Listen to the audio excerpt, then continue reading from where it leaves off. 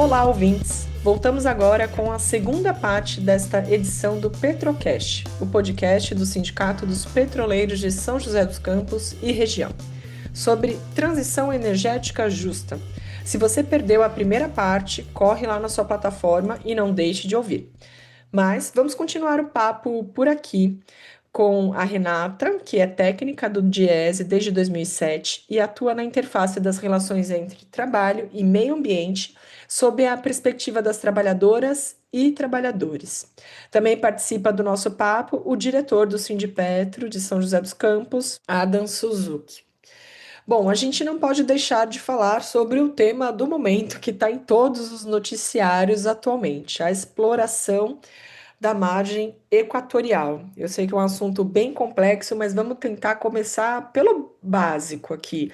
O que é a margem equatorial? Eu? Tá.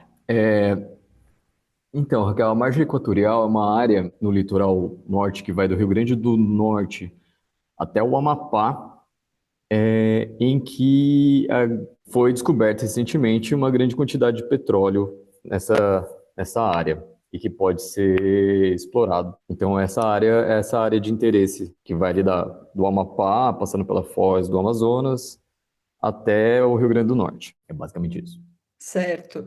E qual assim? A gente não precisa ter nenhum veredito sobre o tema aqui, mas só para a gente embasar um pouco os ouvintes, né?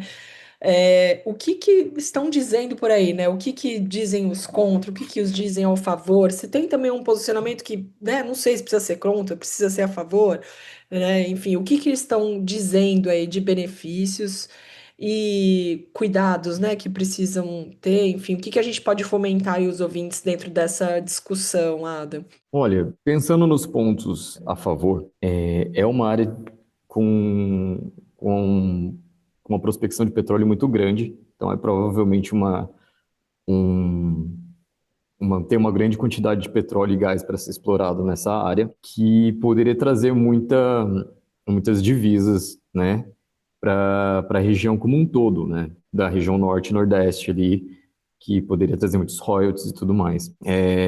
Visto o que já tem acontecido na Guiana, né, que é um bom exemplo, que provavelmente é o mesmo processo ali da bacia, né?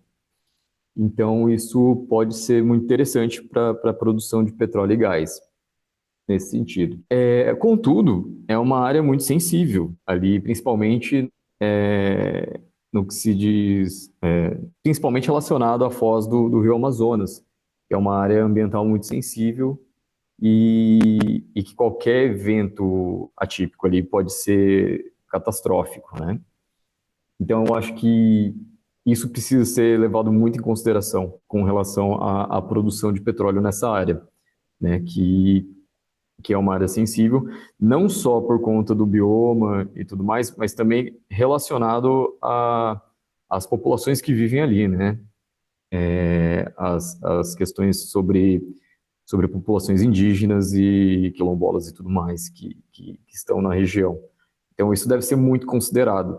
Eu acredito que isso é extremamente relevante e deve ser considerado nesse sentido. Bom, se me permite também um complemento, é um assunto realmente bastante que move muitas paixões.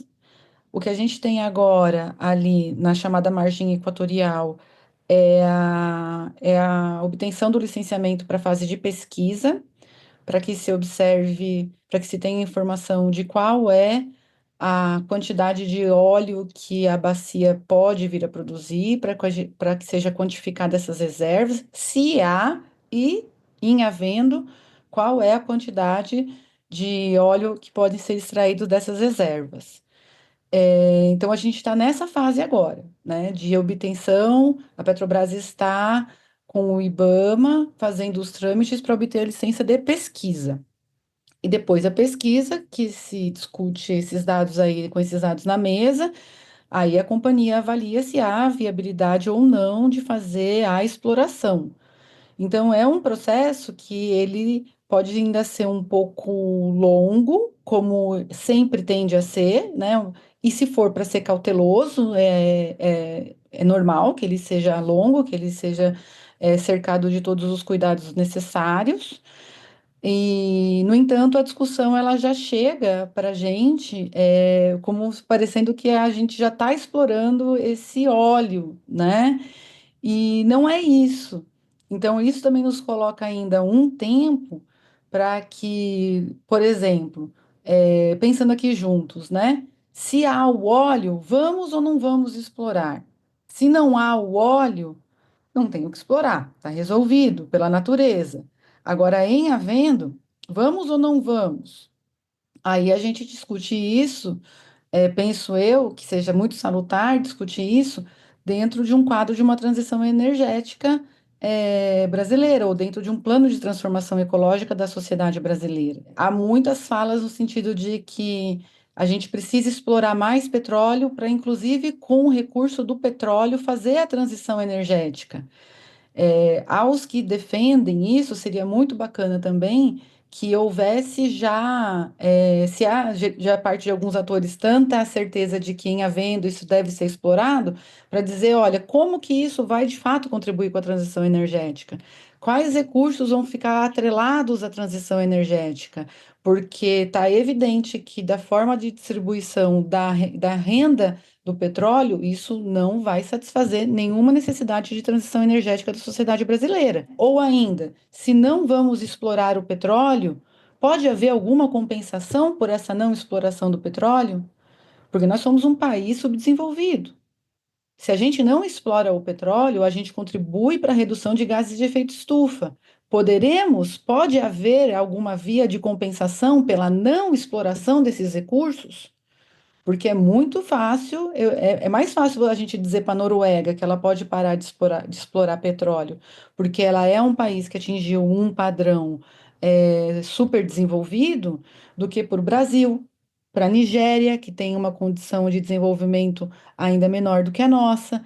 Então, por mais que a gente não esteja já na boca do poço, tirando barris de petróleo, o debate está posto e a gente tem um tempo ainda para fazer ele. E talvez alguma dessas coisas que o Adam colocou e que eu estou colocando aqui também possam ajudar a balizar como é que a gente observa e quais são as respostas que a gente precisa buscar para ter definições, para ter posições, porque a Raquel falou, olha, calma, porque realmente nós estamos em meio a um fla-flu, e no fla-flu os argumentos eles se perdem, né? Viram só as paixões à tona. Mas a gente precisa também dar um pouquinho mais de profundidade aí para as nossas posições. Ah, bacana, é isso mesmo. Ó, já me contextualizou bem melhor. Já saí desse podcast melhor do que eu entrei no quesito margem equatorial aqui.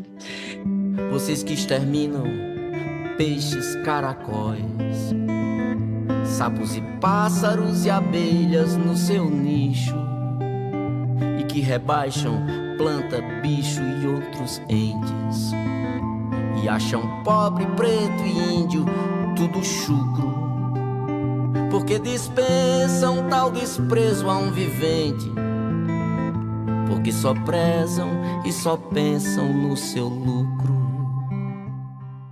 E sobre isso, inclusive, que você estava falando, Renata, dessa transição, né, do quanto a gente explora combustíveis fósseis e vão para os renováveis, né, ou fonte de energia limpa, eu não sei qual é o termo mais correto também para a gente utilizar. Como que faz essa conta? O que, assim, a gente vai simplesmente parar de explorar fósseis, vai para, né, combustíveis fósseis e vamos para fontes renováveis de energia? Como que faz esse balanço? E eu tenho como mesmo mirar num futuro que a gente só utilize fontes de energias renováveis e não exista mais assim a utilização de combustíveis fósseis? Essa é uma muito boa pergunta e ela é daquelas que a gente precisa menos paixão e mais razão também para responder. Porque não se defende, não há ninguém sério no debate defendendo que se cesse imediatamente a exploração de combustíveis fósseis. Há um entendimento de que essa sociedade, da forma como ela opera, ela é uma sociedade que opera com base nos combustíveis fósseis. Os combustíveis fósseis, eles foram importantes para que a gente chegasse no nível de desenvolvimento da indústria, no nível de desenvolvimento dos serviços também, no nível de vida que a gente conquistou com relação, por exemplo, um indicador bastante eloquente, que é a longevidade. A gente hoje no Brasil vive em média as mulheres de 77 anos, os homens um pouco menos, mas tudo isso também depende do avanço de medicina. E nada dessas coisas se faz sem energia. Nada, absolutamente nada dessas coisas se faz sem energia. Então, a existência de uma energia abundante, barata, e confiável que os fósseis proporcionaram, trouxeram a gente até aqui. Infelizmente, há um efeito colateral, que é a emissão de gases de efeito estufa, que hoje já não é um assunto que pode ser deixado para o futuro. Ela é um assunto que era do futuro lá na Eco 92, lá em 1992, quando talvez a COP, quando criou, deu a possibilidade da criação da COP, que é a Conferência das Partes, para discutir o clima. Então, naquele momento, talvez fosse para o futuro, porque nem a todas as informações, os relatórios do IPCC, a concretização da hipótese de que é a atividade humana a principal responsável pelos gases de efeito estufa, mas hoje a gente já está extremamente atrasado nas medidas para a redução dos gases de efeito estufa. Na COP Paris, na COP 25, que aconteceu no ano de 2021, a preocupação e a meta era não fazer o aquecimento médio da Terra passar de 1,5 graus. O ano passado nós já passamos desse 1,5 graus de aquecimento médio do planeta. Ao final desse ano a gente vai saber como é que esse ano se comportou, mas esse 1,5 graus ele já foi atingido e ele pode voltar a ser repetido aí se tornar a nova temperatura. E essa temperatura, ela colocava uma série de cuidados, e esses cuidados a gente já está observando. E quando eu digo cuidados, é cuidados para a gente se adaptar, porque o que vai acontecer e já está acontecendo, é a ocorrência cada vez maior dos eventos climáticos extremos, é a mudança das culturas agrícolas. O preço do nosso café hoje ele tem absolutamente tudo a ver com as condições climáticas. Então, cada vez que a gente for tomar um cafezinho, você pode ter certeza que o seu cafezinho hoje ele está relacionado à emissão de gases de efeito estufa, que altera o regime de chuvas, que altera a agricultura e que faz com que safras sejam perdidas ou até safras sejam muito bem rentosas.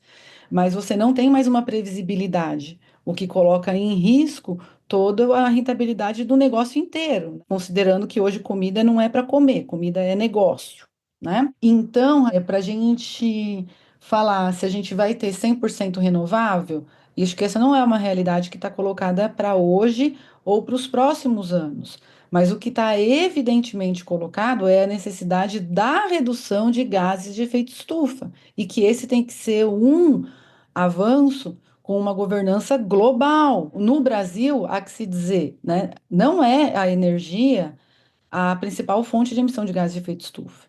Nós temos 2/3 de emissão de gases de efeito estufa, cuja origem é a mudança do uso do solo, que traduzindo em imagens e coisas que a gente conhece muito bem, é tirar a floresta e colocar boi em cima. É a deflorestamento mais a pecuária. Essa é a nossa principal causa de gases de efeito estufa.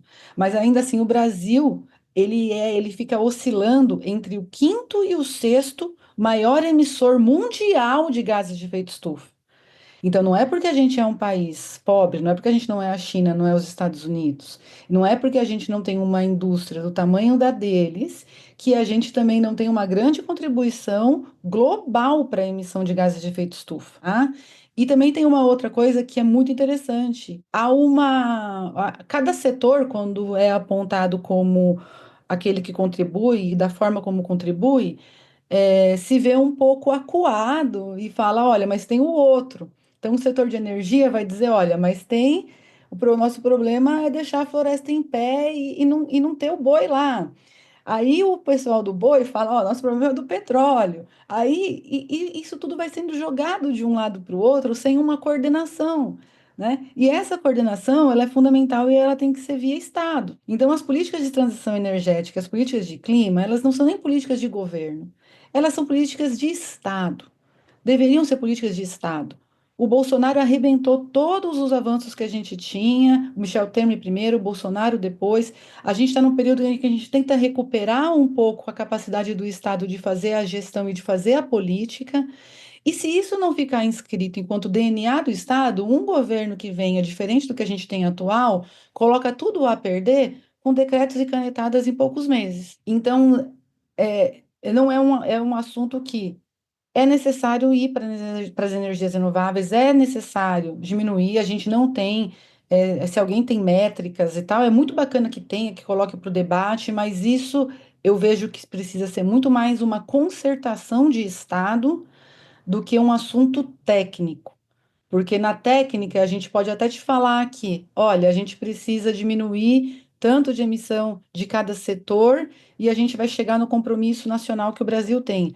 Agora, isso não é técnico quando eu chamo todos esses setores e falo, você tem que contribuir com tanto, com tanto, com tanto e com tanto cada um. Aí isso envolve os interesses, e isso envolve muita força de trabalho, isso envolve comunidades, isso envolve desenvolvimento do país regional, aumento das desigualdades regionais e aumento das desigualdades entre grupos sociais. Aí a coisa fica bem mais interessante, a meu ver, do que a mera tecnicalidade, que é relevante, que é importante, mas não é o obstáculo para caminhar para a transição energética como política de Estado. Na enxurrada seca, trovoada seca, na enxada seca, chuva vem me dizer, chuva vem me dizer, chuva vem me dizer. Quão urgente é, né, uma transição energética e se a gente está mesmo à beira de um... Porque a gente escuta, né, ao mesmo tempo que a situação é ótimo, né, que tem se falado mais, porque como você traz aqui com dados, é uma discussão para ontem, mas também às vezes chega num tom catastrófico, né, que a gente então tem que parar tudo e, né, assim, zerar tudo, e não dá simplesmente para zerar tudo, né, apertar um botão de reset e fazer tudo de novo, né, assim, acho que tem, como você diz, muitos setores envolvidos, muitos núcleos envolvidos, muitos trabalhadores envolvidos, né? Porque acho que também. E aí também eu ia fechar um pouco com essa pergunta do, até que você citou, né, do Ministério do Trabalho, enfim, como que eu penso os trabalhadores no meio disso, né, que trabalham num setor, vão ter que migrar para o outro, se envolve também práticas como, por exemplo, novas formações, capacitações de quem trabalhava com uma coisa e trabalhar com outra, qual que é esse olhar aí, Adam, também se quiser contribuir, voltado assim ao universo do trabalho, do que vai precisar ser feito, né, para a gente sair também um pouco dessas tecnicalidade, né, que você estava falando, assim, indo para as pessoas, né, assim, o que a gente também tem que mirar aí, né, para essa transição. Raquel, vou tentar ser mais objetiva agora. Acho que no Brasil a gente está passando por um processo que não é de transição energética, mas que é de transação energética. Isso que o Adam falou das energias renováveis nos estados do Nordeste tem causado nas comunidades onde há a implementação desses projetos grandes mudanças e que no início a comunidade pode enxergar como benfeitorias e como favoráveis, mas que ao longo do tempo, conforme vai mostrando os efeitos, as comunidades quase que invariavelmente se arrependem de ter acolhido esses empreendimentos.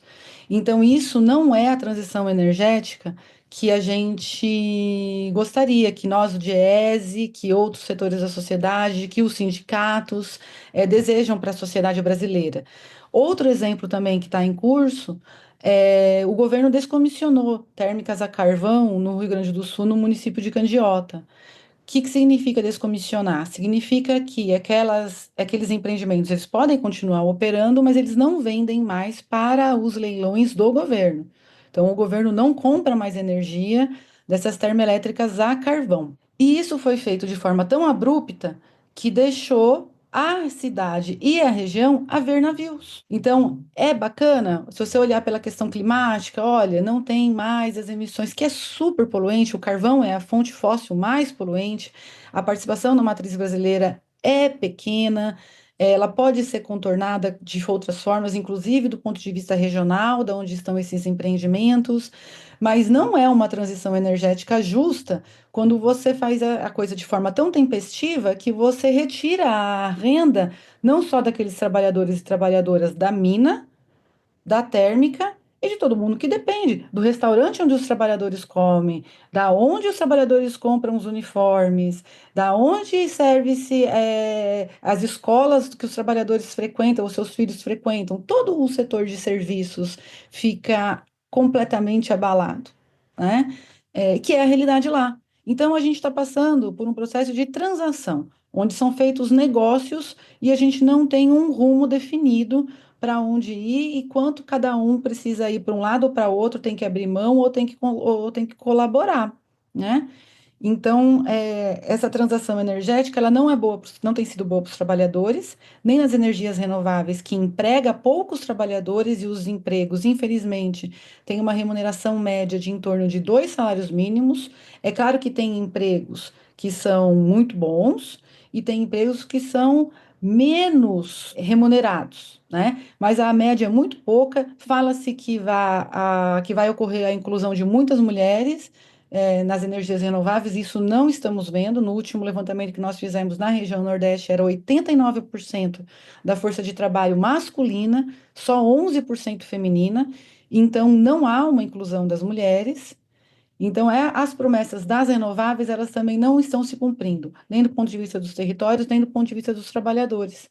E para os trabalhadores que hoje estão nas fósseis, também não há nenhuma segurança de uma porta de saída em que esses trabalhadores, eles orgulhosamente, e os trabalhadores da Petrobras, eles são trabalhadores que se confundem muitas vezes com a história do país, onde eles possam ter o mesmo orgulho de contribuir como eles contribuíram e continuam contribuindo com a Petrobras, com uma atividade produtiva que não seja responsável pela catástrofe climática.